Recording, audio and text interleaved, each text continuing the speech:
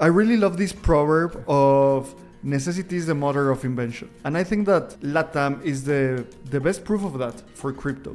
I mean, I think it's like quite a smart play, because building the network effects in a B2C business where you can onboard 100 million users is really hard. Base launched this program called Base Batches, which is basically this sort of full stack, which is just the way this industry needs to move towards. Like, let's leave behind these single freaking hackathons and let's create these more integrated programs. I'm so excited to see this. How should a company decide which are the tokens that are going to win? Welcome to another episode of Frontera. I'm Mav, co-founder and CEO of Bando. Dude, sorry, I wasn't recording. How are you?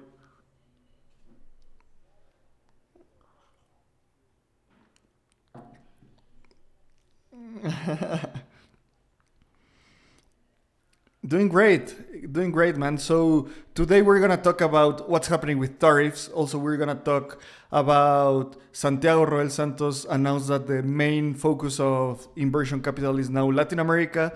This proves our thesis of how important is Latam for the crypto market. Also, you have some really cool news about Base, some news from the Uniswap and Dune teams.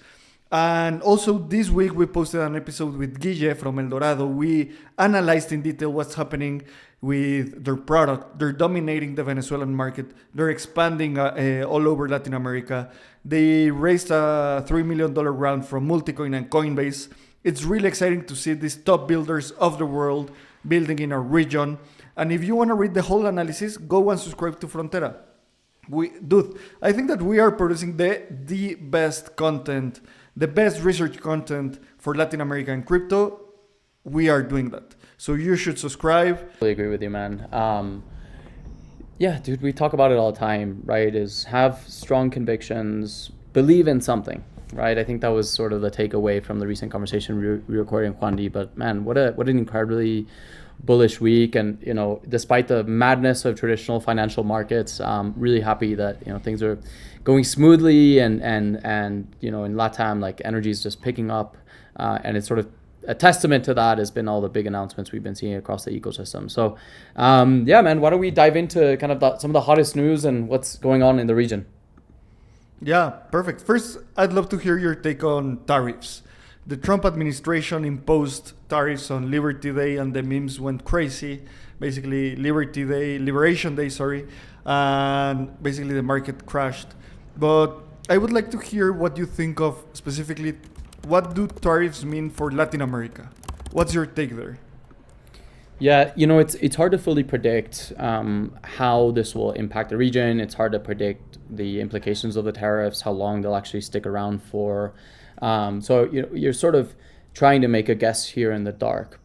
Obviously, like, in the short term, it's somewhat detrimental for U.S. Latin American trade. It may end up, in one of the big theses that I build on top of is Latin America needs to build a much more robust regional bloc, because we can't have these sort of single point of failure vulnerabilities in our economies, whereby, because our most important trading partners all of a sudden decide to, from one day to the next, implement tariffs. Like, we've just got to create sort of more robust systems, right, that reduce single points of failure, right? So, you know, with regards to obviously sort of trade dynamics with the US, bearish. With regards to regional resiliency, I'd like to see the silver lining here and think that it's ultimately bullish. You know, one of the nice things that we always talk about is the need for crypto in Latin America is somewhat isolated from kind of wider traditional markets, right? People aren't buying crypto to speculate and, you know, aren't sort of necessarily hoping to get into crypto because they want the next 100x. I mean, it might be a second or perhaps even third order impact of buying crypto, but why are you getting into crypto in the first place in Latin America? Because you're trying to fight, you know, radical inflation. You're trying to fight a lot of times autocratic governments that might steal your money. You're trying to fight really poor monetary policy.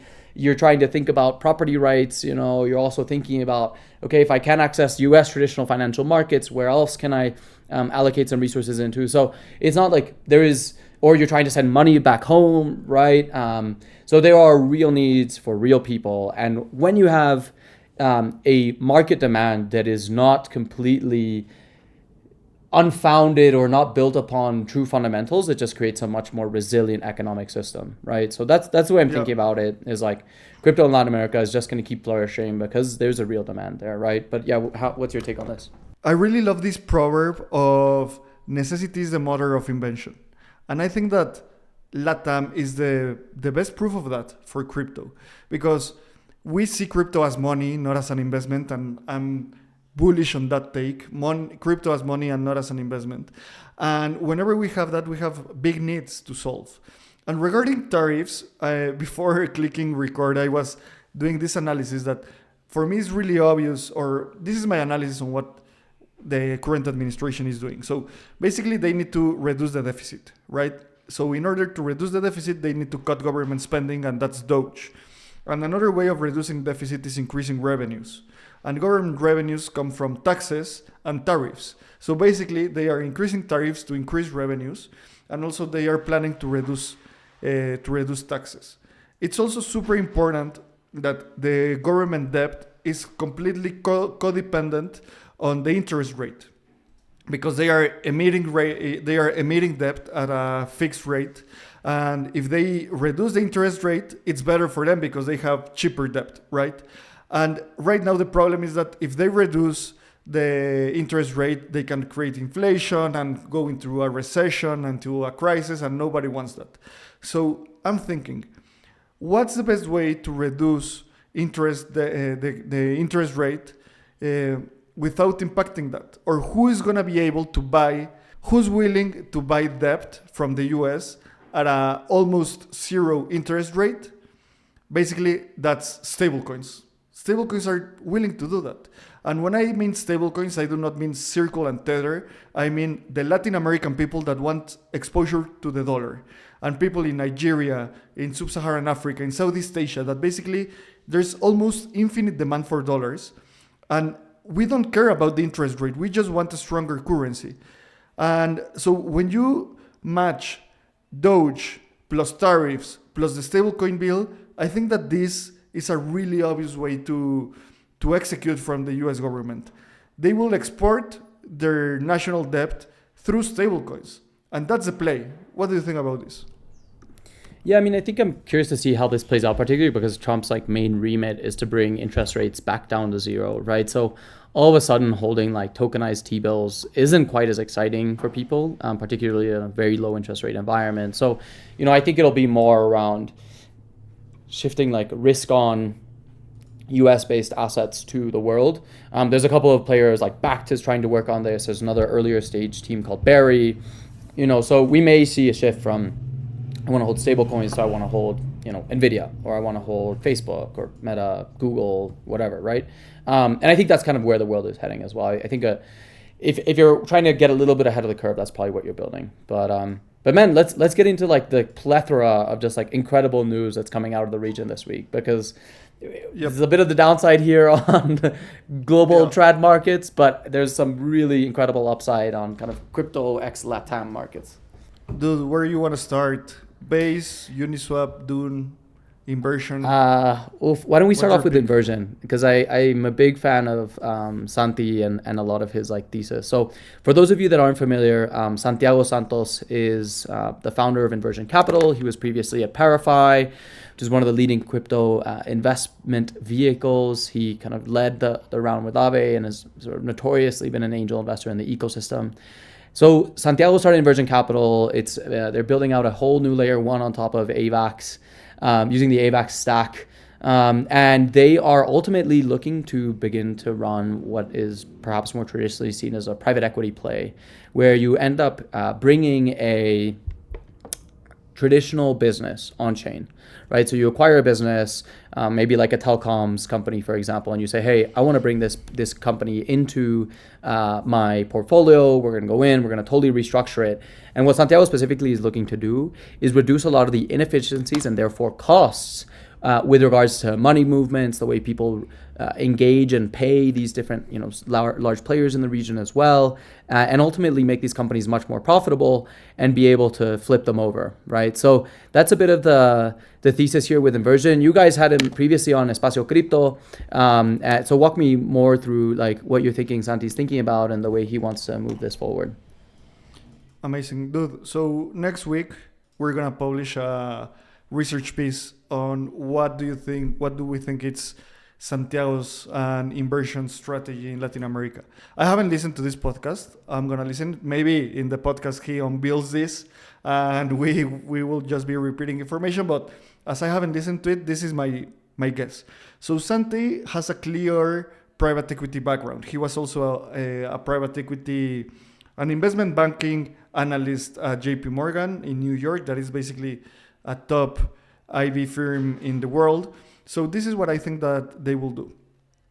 In Latin America specifically, they will need to pick a country first to start. And basically there are two markets to do this, either Mexico or Brazil. You can start in either of those countries. My guess is that they'll start in Mexico. Why? Because in Mexico we have the amount of unbanked people is larger, because basically Nu has crushed Brazil. They have millions of customers there, so the opportunity is a lot smaller. Also, the second element is that if you start with Mexico, you can address the whole Spanish-speaking Latam market. If you start with Brazil, it's a gigantic market, but it's only in Portuguese. And language barriers are important. And also Brazil is like its own continent. The culture, the diversity, everything is completely different, right? So you need to start either in Portuguese or Spanish. My guess, they'll start in Spanish. Then what business do you want to buy? So in Santiago's tweet, where in the news that he announced that they are focusing on Latam, he says, consumers deserve a better service than the one that exists in remittances operators, blah, blah, blah. And why hasn't this happened? Like the evolution of adoption in crypto, the user journey into crypto is broken through exchanges.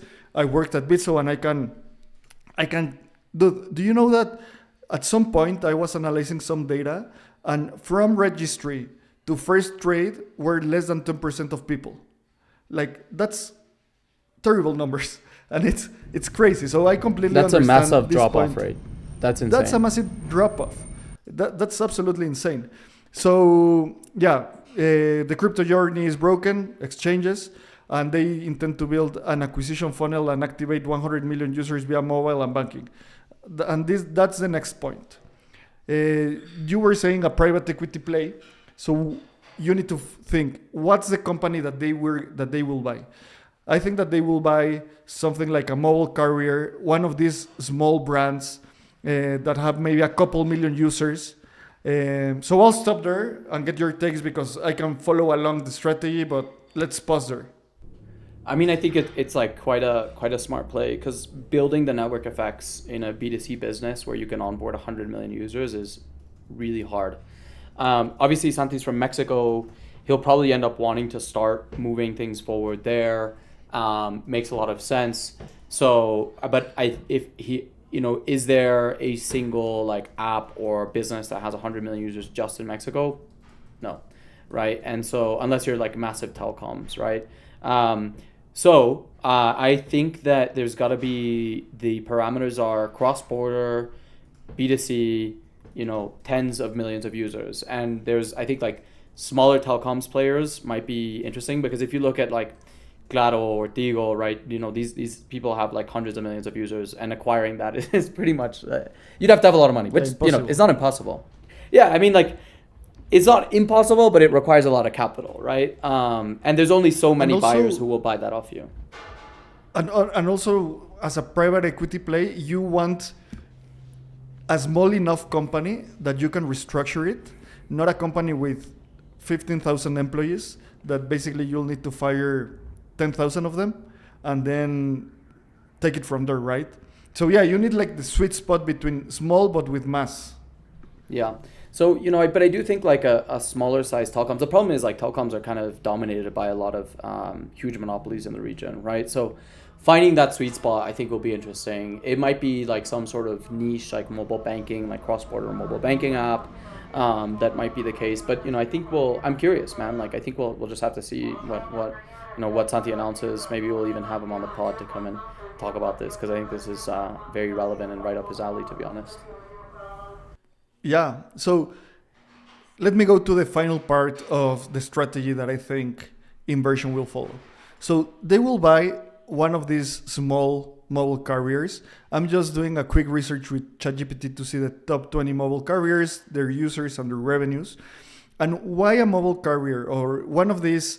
They have a name. They don't own the infrastructure, the telecom infrastructure like Telcel or Claro or Movistar, of these big ones, but they are brands on top of the mobile infrastructure.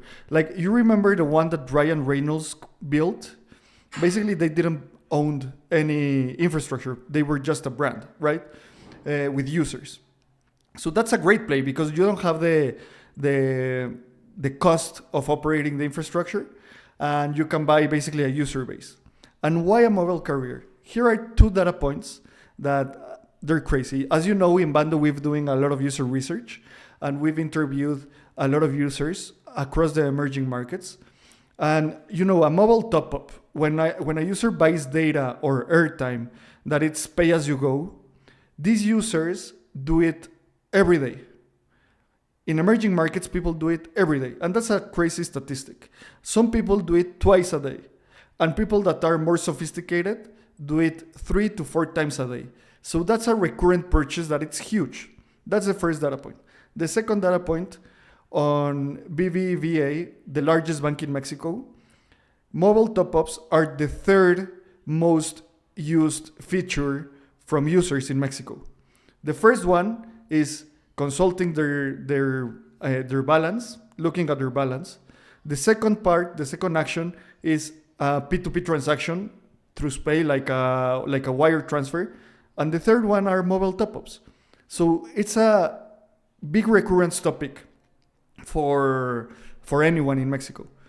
If you buy one of these brands, then basically they have an app where anyone can do a mobile top-up. And you convert that app into a wallet, a crypto wallet with seamless onboarding. Basically, the sky is the limit from there.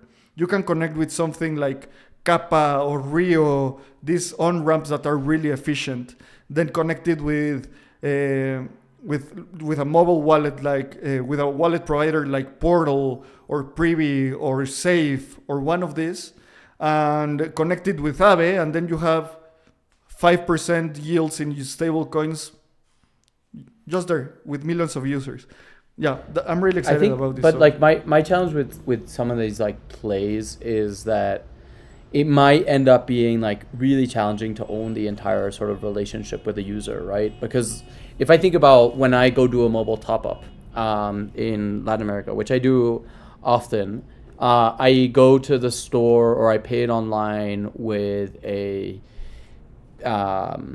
credit card, right? Or I pay it with cash if I'm at the like local store. So there's sort of like 2 pieces of the puzzle. It's like maybe you just implement like a pay with crypto option at the mobile carrier's like website, but that also implies that like the person has crypto in the first place, right? So I sort of feel there's kind of like a chicken and egg thing here where you're trying to like really aggressively enter a market without the market being fully matured, right? And so whatever, I'd say that's probably like another restriction when you think about the type of business that it would be. So it has to be as close as possible to like the user actually getting into crypto, which makes me think maybe like some like small or medium size, fintech app might be the way to go here. Like, because otherwise if you do like a second like order business, you're still like one step removed from the person like getting into crypto, right? It's got to be like seamless. Oh, I already have my digital banking app. By the way, it's all just runs on stables, right? I'm not sure, because a lot of these people not necessarily are at a specific mobile banking app. They could, specifically in Mexico, they could be in Banco Azteca, that is like the bank that has better distribution with the base of the pyramid. So, but a lot of people, they need cell phones. They need a mobile carrier, and they can be connected with, or they are acquired by those mobile carriers. I think that if you buy something that is already in finance, you are not doing the risky enough bet to expand the play. You can only enhance the play. Here is building with a carrier, you are building the whole play. With a fintech company, you are enhancing the play. So yeah, I don't know. Really exciting. Let's see what the Inversion team and Santi do here. We'll try to get him on the pod. I think it's gonna be super exciting. Dude, I'd love to move on to the news Base announced this week. I think that you shared this with me, so I'd love to hear what's this, man. Yeah, so basically, Base launched this program called Base Batches, which is basically this sort of full stack, which is just the way this industry needs to move towards. Like, let's leave behind these single freaking hackathons and let's create these more integrated programs. I'm so excited to see this because I'm just so frustrated by the freaking like hackathon, just hoppers, right? That just like go from hackathon to hackathon, literally submit the same exact code with a couple of edits. They deploy it on a new chain and bam, they want to like hunt for a bounty. Base Batches is optimized for you go through this like sort of hackathon program that kicks off April 25th. And then it ends May 11th. And then once you finish the hackathon, then you shift into an incubation program as well. And then once you're done with the incubation program, you get to pitch to at demo day, which will have up to $1 million in funding for builders in the Base ecosystem. So super bullish. Like, I'm so excited to see this. For those that are listening, kicks off on April 25th. So we've got 22 days until things actually get going here. But, I don't know. I'm really, really bullish. The original like prize pool for just the build-a-thon is going to be 7.5 ETH. The categories that they're going to be going through are AI and stablecoins and entertainment and so forth as well. But no, this is incredibly exciting. And props to the Base team for thinking really thoroughly around, what more supportive sort of development program should look like for builders, because it's something I've been like harping on for a while. The website's very, very cool, very trippy little website there. Dude, I think I really love that these things are happening. We are doing the startup house with Starknet, Base launching this program in Latin America. I think that it's also a matter of competition. It's like this reminds me of whenever the Olympics are coming to a city, that you can clearly see. Barcelona is a great example of that. Barcelona 92, years before the Olympics, they started building a lot of sports courts, basically because they needed to host the Olympics. And also they started to do a lot of art for the Olympics. And that stayed afterwards. That's why Barcelona is a big sport town, or that's one of the elements why Barcelona is a big sport town, because they created a lot of courts, and then people started doing a lot of more sports. Culture and design got like really elevated, and I feel that that's happening right now to Latin America. Also, I think that you're a great pusher of this. Everything that's happening in Dev Connect, you ignited the Base Latam program, so dude, kudos for that. I don't know if you're involved on this or what, but excited to see what's happening next. Cooking, man. Things are going to be moving for sure. And again, just like we just really want to optimize for incredible builders from the region doing incredible things, because that's like, I think, the number one metric that should be on everyone's mind. It's not transactions or volume or hackathon submissions. It should just be how many incredible founders do you have in the Ethereum ecosystem, the blockchain ecosystem, right? It's like, that's what we need to be just fighting for. I'm really just exhausted seeing, I think, like the constant, infighting that goes on across like different blockchains, to be honest, right? Yeah. And it's like, we just all need to be super, super hyper focused on like bringing the world on chain and the right chains as well, right?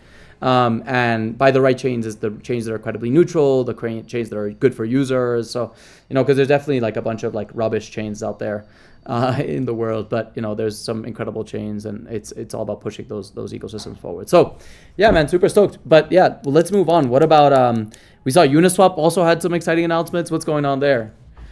Yeah, and I think that these are the type of grassroots announcements that you do not get if you're not listening to Frontera, because no one will talk about this. And we'll analyze it on why it's so important. So basically, there's a wave of people hiring in Latin America. And right now, Uniswap has a community manager role for Latin America. And why is this important? Because I think that the crypto market is waking up to understand that they've overlooked Latam for basically 16 years. And now is the time to invest in Latin America. Uniswap is hiring a community manager, and also The team of Dune is looking to connect with Latam communities. So they posted one of Alci that is marketing, that does marketing at Dune. She posted, want to connect with the best Latam communities. Who are your top picks? And I think that, why is this important? Because these are weak signals of how companies are looking at Latin America. And I say weeks because it's basically, people can say it's a random post on X, who cares? But when we connect the dots, we see that this is becoming a common trend in these companies.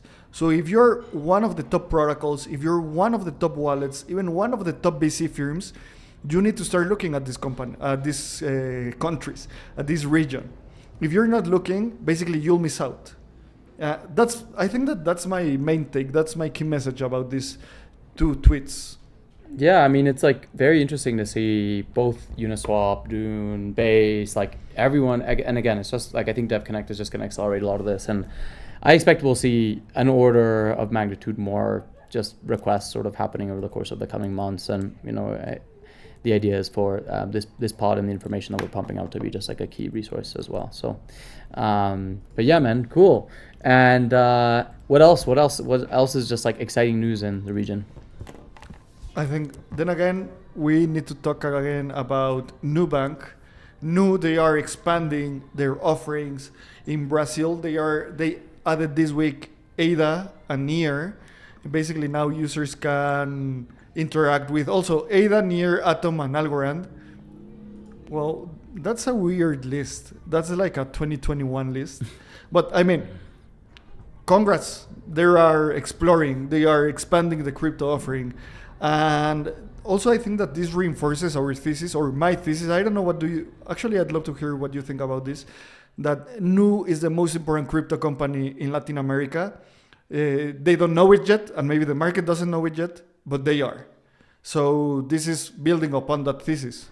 Yeah, I mean, it's like all about owning that user relationship, right? And Nubank has over 100 million users. And so obviously, like, they're going to get courted by the Cardanos and the Algorands of the world with, substantial amounts of capital because they want to get access to these people, right? So I think it just goes back to like, while B2C is obviously way harder, I think the rewards at the end of the day are, especially if you're trying to sort of engage with the end consumer, just more optimal, and like will be very fruitful if you're able to kind of bear through the tribulations that come along with building for consumers, right? So yeah, props to the Nubank team. I think they need to consider a little bit of like the engagement and like the value out of the different chains they're engaging with, but I think that just naturally will come with time.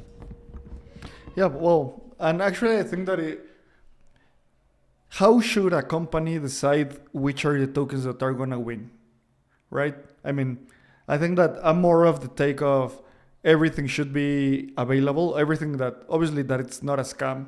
Basically everything that's listed in Coinbase should be available. That's like the easy approach. And then let the user and the market decide. So those are the news of crypto in Latin America. I'm really excited. I really get excited when I start thinking on things like the inversion capital strategy, because I think that if you just need to make a couple of derivatives and you get to the strategy, I might be wrong with the thing that I'm thinking, but I'm excited that someone has the capital, the brains, and the execution ability to do this. So yeah, great week. Huge week, man. Huge week. And yeah, man, excited to keep cooking and move things forward. But we will be seeing you all next week.